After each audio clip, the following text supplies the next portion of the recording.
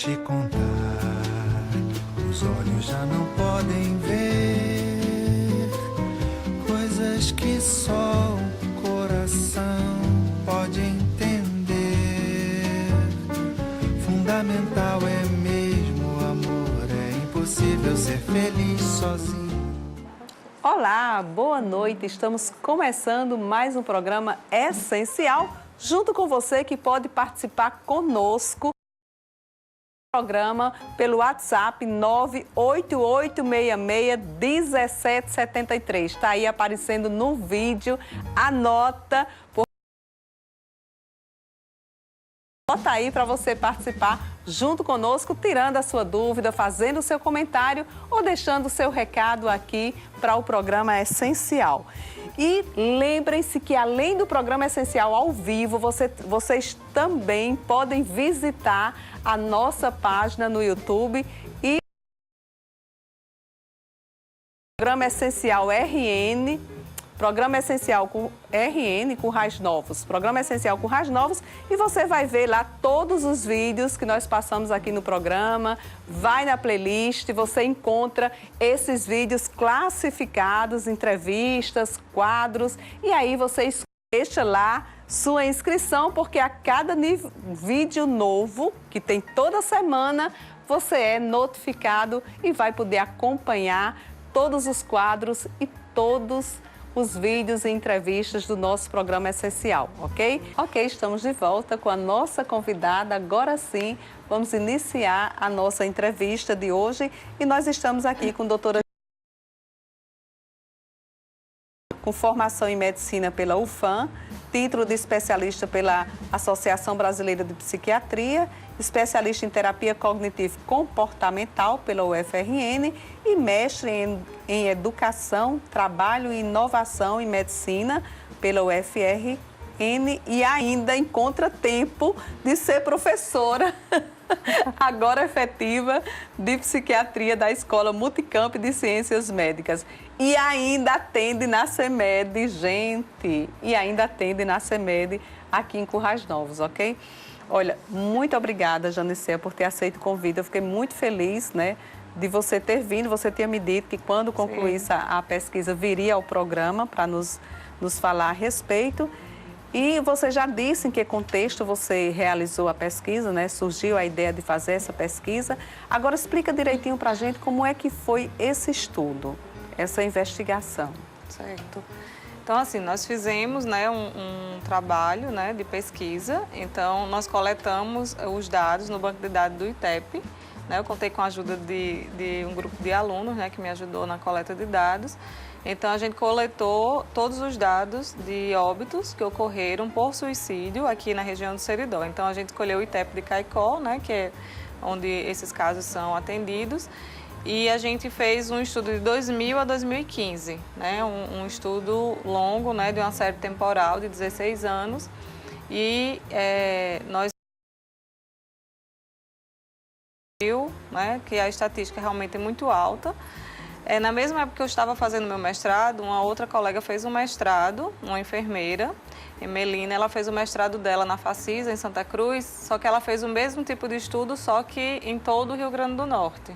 Uhum. E aí ela, né, estava mais adiantada, então ela apresentou o mestrado dela em 2017. E no mestrado dela já apareceu a região do Seridó, né, como destaque. O que mais tem suicídio no Rio Grande do Norte é o Seridó. E Caicó, ela já foi a terceira cidade no Brasil em índice de suicídio, né? Então, assim, já era preocupante, né? O suicídio, ele tem, infelizmente, aumentado em todo o mundo, né? Já é a segunda causa de morte entre jovens, né? E aí, assim, todos nós, né, que fazemos parte da saúde mental, a gente acaba se debruçando, né, estudando, querendo saber quais são as causas, né? A gente sabe que é multifatorial, não existe uma causa específica, então muitas vezes as pessoas ficam se perguntando, né? É muito comum, quando acontece um caso de suicídio, fica causa, né? Deixou o bilhete, disse alguma coisa, alguém disse antes, né? Então, assim, a gente sabe que é multifatorial, né? Mas que os transtornos mentais, eles estão presentes na maioria dos casos, né? de estudos que mostram de 80% a 90% dos casos de suicídio, eles têm algum transtorno mental associado, né? Sendo eles principalmente depressão, transtorno de humor bipolar, né? Uso de álcool e outras drogas, que também tem aumentado entre jovens aqui na região, né? A própria esquizofrenia também, ela pode, e alguns transtornos de personalidade, né? E até crises ansiosas. Então, assim, a gente tem que ter esse cuidado, né? E esse olhar, né, dessas pessoas que estão sofrendo e que podem chegar a esse extremo. E agora a gente tem até um agravante a mais, que é a questão das relações tóxicas, né? Que antes não era tão... Sempre existiu, na verdade, né? Violência nas relações, mas não era tão comentado, tão discutido, porque não era tão evidente como se é hoje. Então, isso também é um fator agravante que pode chegar ao suicídio, né, Janicea? Sim, com certeza. Qualquer tipo de abuso, seja ele físico, né, psicológico, os estudos mostram também que os traumas de infância, né, eles são eles acabam deixando a pessoa mais propensa, né, ao suicídio. É muito grave, muito sério. Agora, o período da pesquisa, você iniciou a pesquisa quando e concluiu quando? A gente iniciou a pesquisa em 2016, né? E a gente concluiu agora, né? Esse ano. Esse ano de 2019. A defesa foi agora, né? Em 2019. Foram 3 anos, né? Porque a gente tem primeiro a questão das disciplinas, né? Que a gente paga, o projeto. E aí depois é que em 2017 é que a gente começou a coletar os dados, né? 2017, 2018 foi fazer o estudo. E aí, em 2019 é que a gente conseguiu agora, finalmente, graças a Deus, né, defender, que aí é um alívio grande, né, depois da defesa.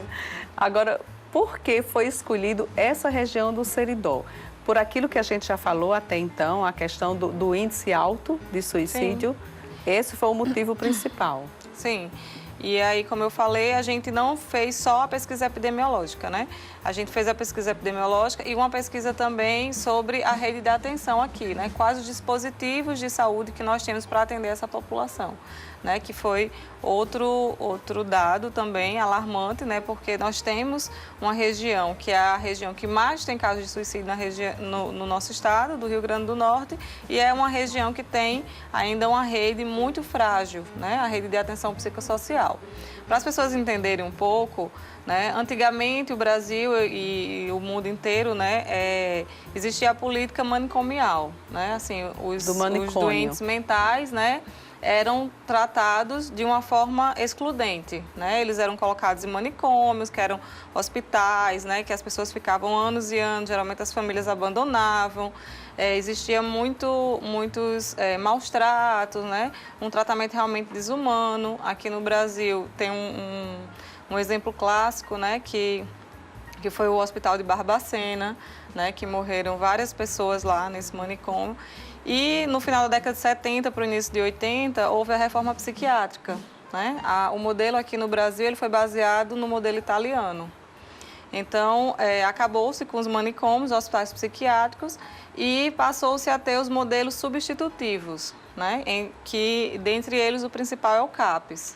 Né? Aqui nós temos um CAPS, então assim, mas não é só o CAPS, né? Nesse modelo deveria ter o CAPS, né? E também deveria ter hospitais gerais com leitos psiquiátricos para suprir essa demanda, né, dos hospitais que existiam antes. Mas assim, não se criou os leitos nos hospitais gerais. Aqui na região a gente tem um déficit muito grande de leitos, a gente mostra isso na pesquisa também. E que eu costumo... Por exemplo, quando um paciente infarta, ele tem que ter todos os cuidados, né? Vai para uma UTI, tem que ter todo um cuidado porque ele está com risco iminente de morte. Então, o suicídio é a mesma coisa. A pessoa que tentou suicídio ou que está com ideação suicida, né, fixa, ela tem um risco de morrer a qualquer momento, então ela precisa de cuidado hospitalar, né? É muito complicado e assim, hoje a gente não tem, né? A gente sofre muito quando precisa internar um paciente, tem a indicação e você vai mandar para onde, né? Assim, no sistema público e até particular é muito difícil a gente conseguir aqui no estado, né, um local para internar um paciente quando precisa. Agora, os CAPs, como é que eles funcionam? Ou como eles deveriam funcionar no projeto? Porque, pelo que você está dizendo, o projeto de reforma trazia a questão dos leitos que não foi efetivado, né? Isso. Não foram realizados os leitos. E os CAPs, como é que ele funciona para que as pessoas, como deveriam funcionar e como funcionam para que as pessoas entendam também? Existem vários tipos de CAPs, né? Existe o CAPS 1, o CAPS 2, o CAPS 3 e agora o CAPS 4, né? Existe CAPS para transtorno mental e existe CAPS para álcool e drogas. Né? O 1, 2 e 3, a gente geralmente para transtorno, mas também acolhe paciente com álcool e drogas. Mas existe um tipo de CAPS específico para álcool e drogas, que é o AD, que a gente chama, né? CAPS AD.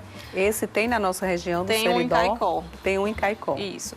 Aí, assim, dos dispositivos que nós temos na região, né, nós temos 5 CAPs, né? 2 em Caicó, um CAPS 3, que esse CAPS 3 ele tem leito noite, então pode internar, né? Mas essas internações elas são bem mais breves do que em um hospital e não é um hospital, então não tem um suporte para o paciente que esteja um problema clínico, né? Um paciente que esteja precisando de um suporte clínico, ele precisa ir para o hospital primeiro. Aí depois que ele estabiliza, ele deveria ficar no CAPS 3 até sair da crise, vamos dizer assim. Temos o CAPS 2 aqui em Currais Novos, que atende tanto transtornos mentais como álcool e drogas. Temos um CAPS 1 em Parelhas e um CAPS 1 em Jucurutu. Né? Então, são 5 CAPs na região. Em Caicó, nós temos também uma residência terapêutica, que foi outro dispositivo criado após a reforma psiquiátrica, justamente para acolher aquelas pessoas que não tinham mais vínculos e não tinham como voltar para casa. Então, essa residência terapêutica é uma residência, uma casa, em que são acolhidas essas pessoas e tem uma equipe 24 horas para cuidar delas. Né? Isso em Caicó? Em Caicó. Currais Novos já tem porte também para ter, mas ainda não tem. Né? Não tinha na primeira lei, né, da reforma psiquiátrica brasileira ambulatórios de saúde mental. Né? No mestrado a gente também viu, né, e mostrou isso no estudo, houve uma reforma, né, na política nacional em 2017, né, foi publicado em 2018, final de 2018, justamente colocando os ambulatórios de saúde mental agora dentro dessa rede, né, com financiamento do Ministério da Saúde. Então, assim, isso é um ganho muito grande, porque assim, a gente sabe que a maioria dos problemas, dos transtornos, eles podem ser tratados ambulatorialmente, né? A grande maioria. Então, aqueles casos mais graves... Só interrompendo um pouquinho, quando você fala assim, podem ser tratados ambulatorialmente, onde? No CAPS somente? Não. Aí esses casos não iriam para o CAPS. Para Hoje, o CAPS. Vai eles para o ainda ficam no ambulatório. CAPS, né? Só que para ser do CAPS existem alguns critérios. E dentre eles é frequentar o CAPS semanalmente. Então, assim, você não pode só ir para consulta, tomar medicação ou fazer uma terapia. Então, assim, você teria que participar do CAPS, né? E a maioria das pessoas que têm uma ansiedade, uma depressão leve, acabam não aderindo ao CAPS, né? Até porque realmente não precisam. O CAPS é uma casa, né? E, por exemplo, na Espanha existem dispositivos semelhantes e lá eles chamam de casa de passagem, o CAPS. Porque a pessoa deve estar lá na crise. Ele saiu da crise, ele deve voltar para o seu território, para a sua UBS, né? Fazer acompanhamento, né? com o médico da família, ter o acompanhamento ambulatorial. Não precisa necessariamente ficar no CAPS. Porque o que a gente vê hoje em dia são pacientes institucionalizados dentro do CAPS, né? Então, assim, eles não estão mais no manicômio, mas estão no CAPS há anos e anos, né? E, assim, ainda tem essa resistência da atenção. Estava no NASF aqui o ano passado, juntamente com o pessoal do CAPS, nós começamos a desenhar algumas altas, né? Programar muitas altas no CAPS. E, às vezes até as famílias são resistentes, os pacientes, de receber alta, mas se tiver uma crise, eu vou ficar desassistido. Não, se tiver uma crise, a gente está de portas abertas, né? Para acolher. Mas, assim, existem essas falhas. E aqui na região, né, a principal falha é a falta realmente de leito nos hospitais gerais.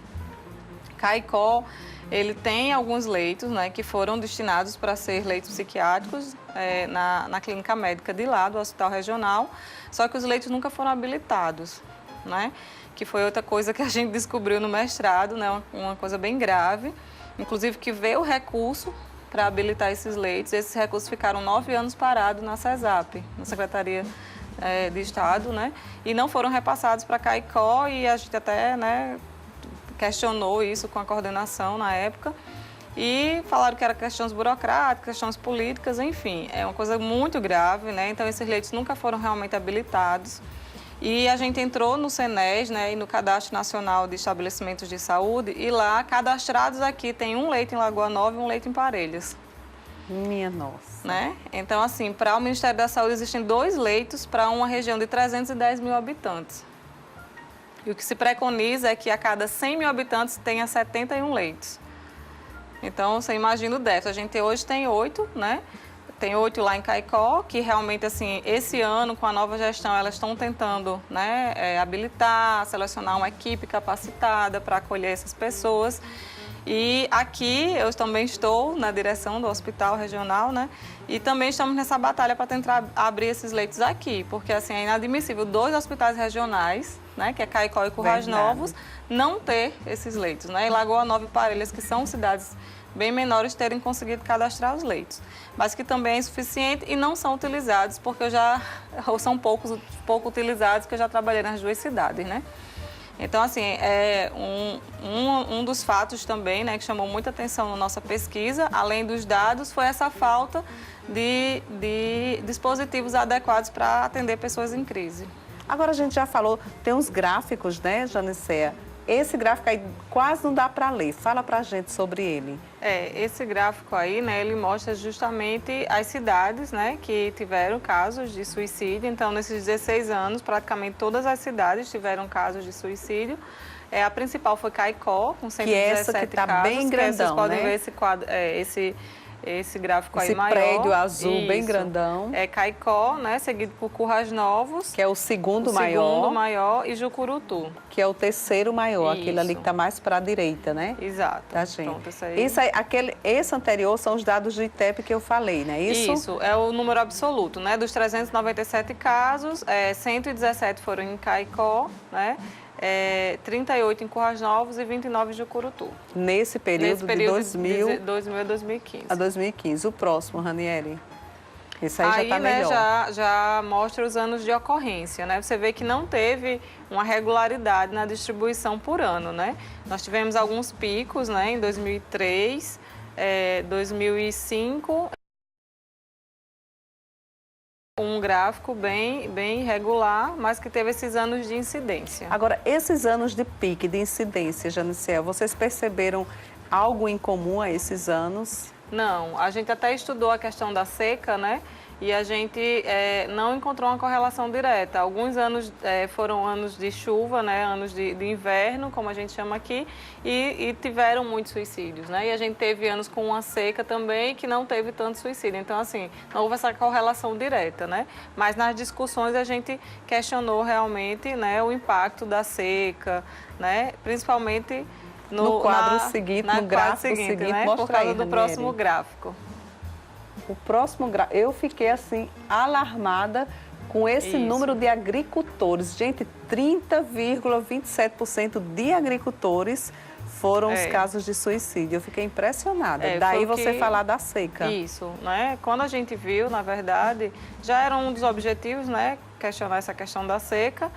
Até porque o meu orientador, né, professor Tiago, ele é de São Paulo. E ele chegou aqui bem na seca, né, que faltava água em Caicó. E ele dizia, gente, só pode ser a seca. Eu não sei como vocês conseguem viver aqui assim, né, sem água e tal. Isso é muito desesperador. Eu digo, não, mas para você que está chegando, a gente, infelizmente, né, o sertanejo se acostuma, né? Nessa realidade. E assim, vai se adaptando.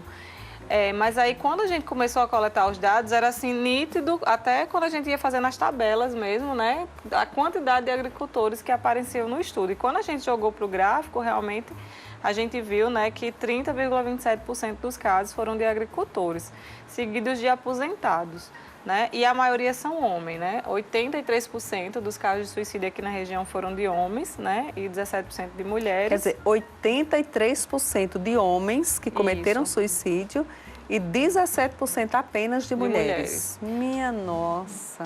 Os homens se desesperam mais. Eu sempre brinco, né? Que dizem que a mulher é o sexo frágil, mas eu digo que não, né? A mulher ela é bem mais resistente. E em relação à saúde, o homem é bem mais negligente, né? A gente sabe, a literatura já mostra isso. Então, o homem para procurar ajuda é muito difícil. Você imagina que o tabu que existe em relação à saúde mental ainda, né? Das pessoas irem ao psiquiatra, né?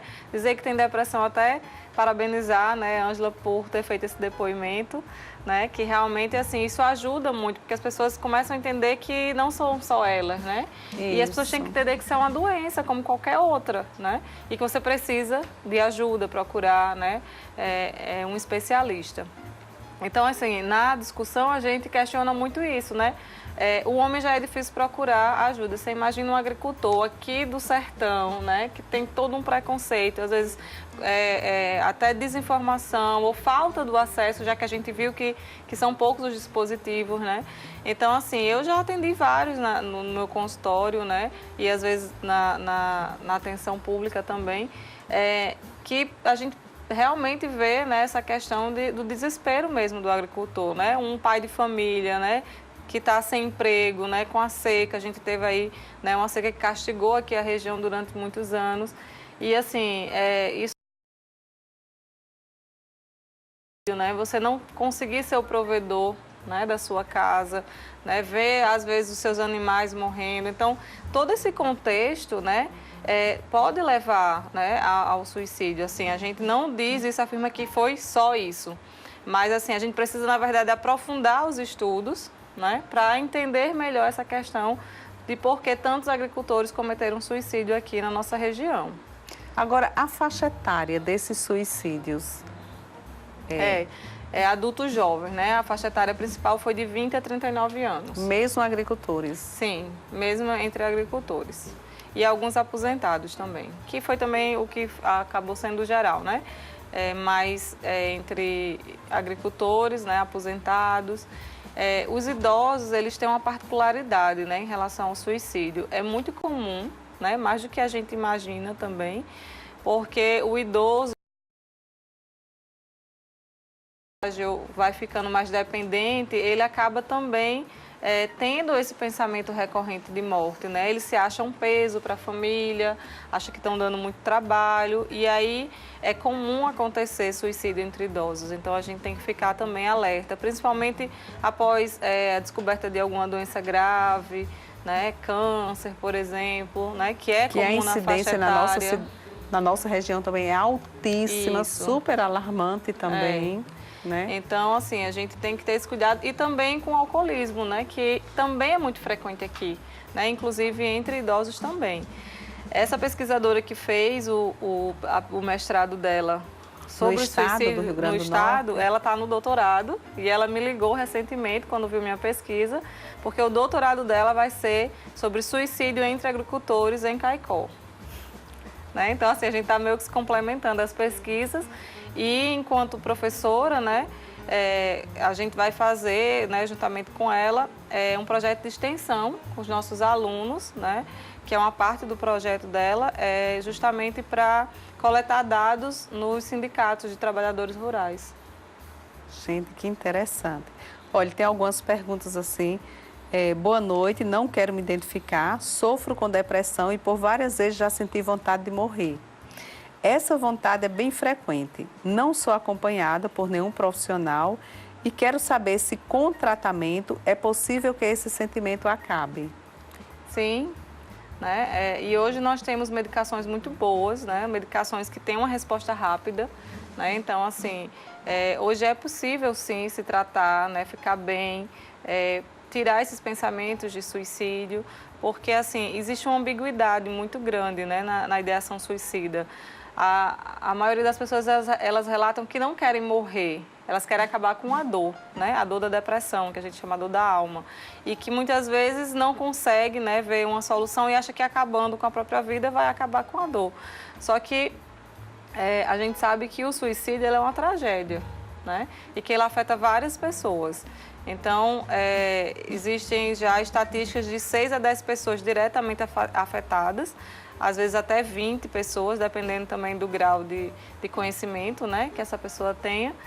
E muitas vezes essas pessoas que perderam algum familiar ou amigo por suicídio, eles podem também cometer suicídio, podem entrar em depressão e vão precisar de um suporte psicológico, né? Então, você imagina que aqui na região nós tivemos quase 400 casos, então, multiplicando isso por 10, são 4.000 pessoas que estão aí precisando de ajuda, né? Que perderam seus entes aqui. Então, essa pessoa que mandou a mensagem, procure, né? Nós temos aqui o CAPES, nós temos o NASF, né? Na Policlínica tem psiquiatra. Eu atendo também, né? Eu tenho um ambulatório pela UFRN aqui no hospital. Então, assim, procure ajuda o mais rápido possível que você vai conseguir vencer a depressão. Olha, boa noite, Maura. Minha mãe é esquizofrênica e bipolar e por várias vezes acordei vendo ela tentando suicídio. Quando acorda, ela diz que não lembra do que aconteceu. Sofremos muito com isso. Nós, quanto família, o que podemos fazer nesse caso? Sou Maria. Maria, boa noite, né? Então, assim, como eu falei no início, né, as principais doenças ligadas ao suicídio são justamente, né, depressão, transtorno de humor bipolar, esquizofrenia, né, dependência química de álcool e outras drogas. Então, assim, sua mãe está realmente num grupo de risco e aí tem que ver realmente essa medicação, ver aí a questão de uma nova consulta, né, com o psiquiatra que deve acompanhar ela. E aí ela precisa realmente ser medicada, né? Fazer um tratamento, né? Uma psicoterapia, atividade física. Hoje nós falamos muito no atendimento multiprofissional, né? E na importância disso. Então, por muito tempo, a psiquiatria tinha algumas poucas medicações e se resumia a isso. Então, assim, a gente via os pacientes polimedicados, pacientes às vezes impregnados, né? Hoje os pacientes ainda têm medo, chegam no consultório, doutora, eu vou ficar dura com esse remédio, eu vou ficar dopada. Robótica. Né? O que vai acontecer? Então, assim, eu digo que a psiquiatria evoluiu muito, mas também pelo desenvolvimento de novas medicações, né? A medicina está sempre buscando, né, inovação para que realmente esses efeitos colaterais diminuam, né, que a resposta de tratamento seja mais rápida, né, mas esses medicamentos eles atuam no sistema nervoso central, eles atuam no cérebro. Então, assim, não é um remédio que você vai tomar hoje, como assim, você está com a dor, você toma uma dipirona e na mesma hora vai cessar a dor em poucos minutos, né? São medicações que vão atuar no nível do sistema nervoso central, então precisa ser um tratamento, processo lento, mas que leva tempo, mas que a gente tem ótimos resultados. Agora, você falou na atividade física, é fundamental no tratamento? Sim, a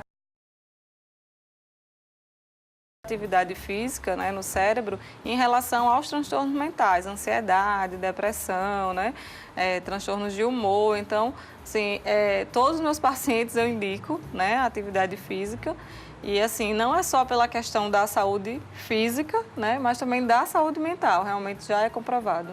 E emocional também, principalmente. Isso. Como identifico que uma criança está com depressão, pois percebo que minha filha de 7 anos já está quase sempre triste e isolada? Ótima pergunta, né? Porque nas crianças nem sempre os sintomas vão ser tão clássicos assim, né? As crianças geralmente elas mudam de humor, né? Podem ter irritabilidade, é muito comum nas crianças, né? Criança irritada, nem sempre vai estar chorando ou triste, mas a criança pode ter irritabilidade, pode ter queda no rendimento escolar, né? Perda de interesse nos seus afazeres, né? Não querer ir para a escola. Né? Então tem que se investigar, né? E criança a gente sempre pensar, questão de bullying na escola, né? Se ela pode estar sofrendo, se ela pode ter sofrido algum tipo de abuso, né? Que às vezes é mais comum do que a gente imagina. E aí, assim, realmente procurar. A criança eu sempre indico iniciar uma terapia, né? Com a psicoterapia para ver se consegue, né, realmente identificar algum fator. E se realmente persistir ou se ficar mais grave, a gente também entra com medicação para a criança. Doutora Janicéia Simplício, psiquiatra e professora da UFRN, do curso de Medicina, Psiquiatria. E estamos conversando sobre a sua pesquisa de mestrado, suicídio na região do Seridó, que é alarmante, como nós estamos vendo. Tem mais uma pergunta que eu vou fazer e depois a gente vai para as intervenções, certo, Janicéia? Boa noite, sou nervosa e tenho medo de morrer, o que será? Assim... difícil de dar um diagnóstico, assim, né?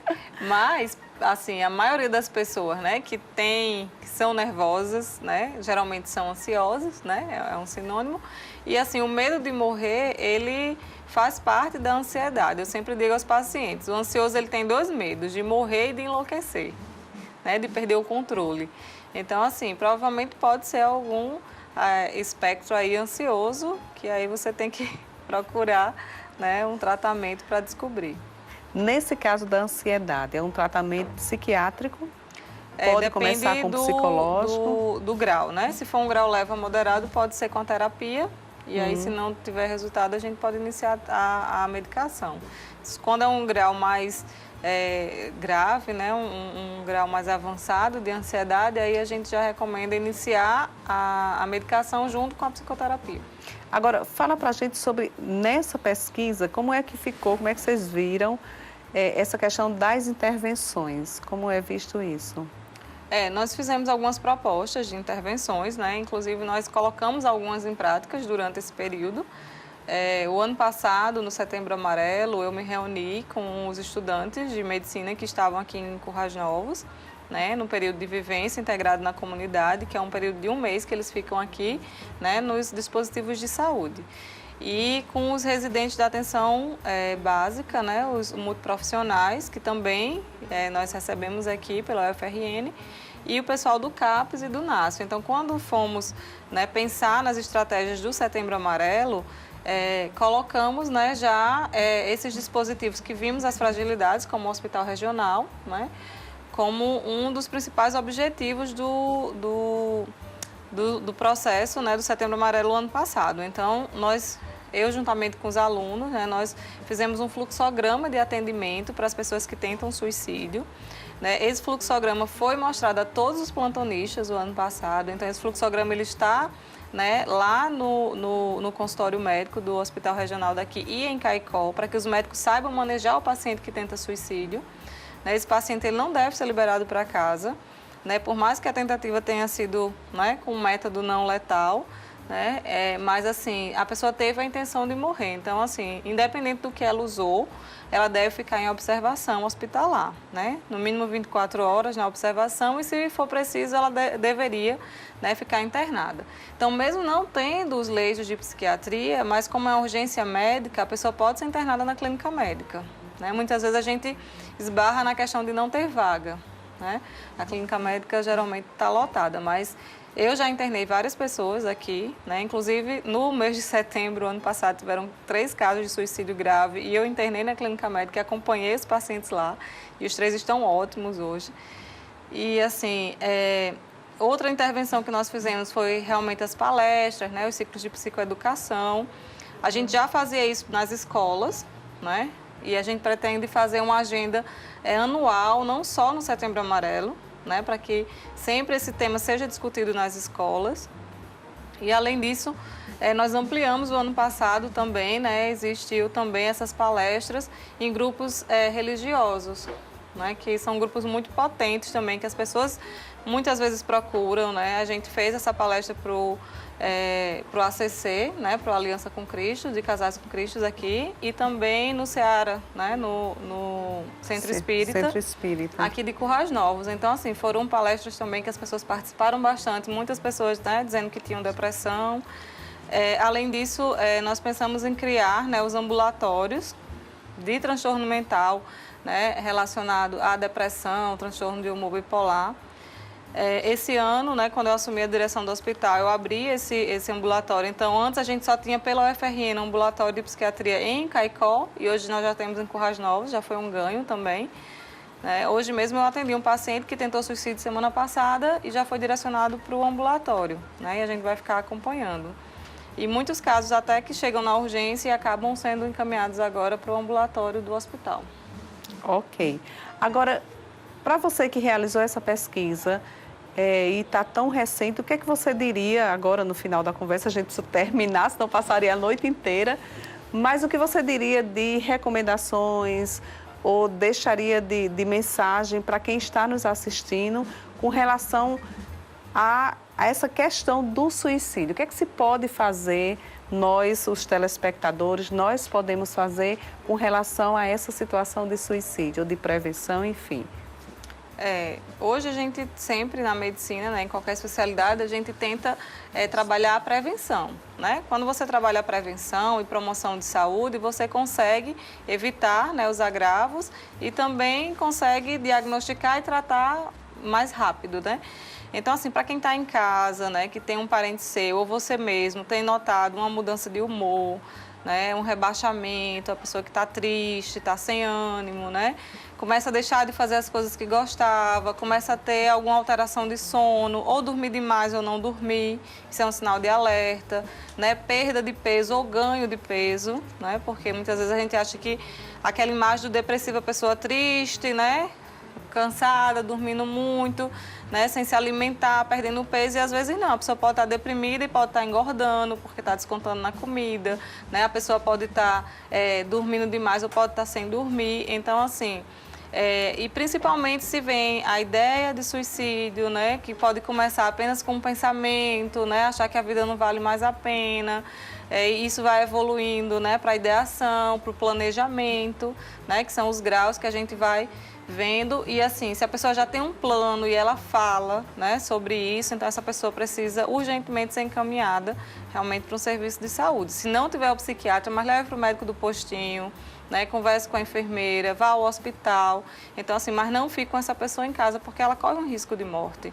E é importante as pessoas começarem a perceber que isso acontece, isso é real, né, e que isso deixa marcas profundas, né, traumas em todas as pessoas que estão perto, né, e que conhecem essas pessoas que cometem um suicídio. Então, assim, existe saída, existe solução, né, eu sempre brinco, só não tem jeito para a morte, né, para o resto tem jeito. Então, assim, você não pode achar que a morte é a solução, principalmente o suicídio, né, então a gente precisa realmente que as pessoas se esclareçam que tem tratamento, que isso pode melhorar sim, né, que isso melhora. E aí é muito importante realmente perder o medo, o preconceito, né? Deixar de lado o tabu de ir ao psiquiatra, né? O psiquiatra é um especialista, é um médico como qualquer outro e que você precisa realmente procurar se você está com algum problema emocional. Então tá aí, muito obrigada, Janicel, por ter vindo, né? Por conversar conosco. Parabéns pela iniciativa da pesquisa, do trabalho. Eu tenho certeza que vai continuar, que isso é só o início de uma trajetória que você abraçou com muito amor, inclusive, que você ama o que faz. Então, meus parabéns e muito obrigada. E olha, gente, encerrando o programa, eu quero dizer para vocês que dia 18 deste mês de julho, amanhã, às 19h45, vai ter uma palestra, O Sentido da Vida no Seara de Luz, em 44 anos de aniversário do Centro Espírita do Núcleo Espírita Seara de Luz, aqui em Currais Novos, ok? Fica o convite e nós ficamos por aqui. Fiquem com Deus e até a próxima semana. Beijo para vocês.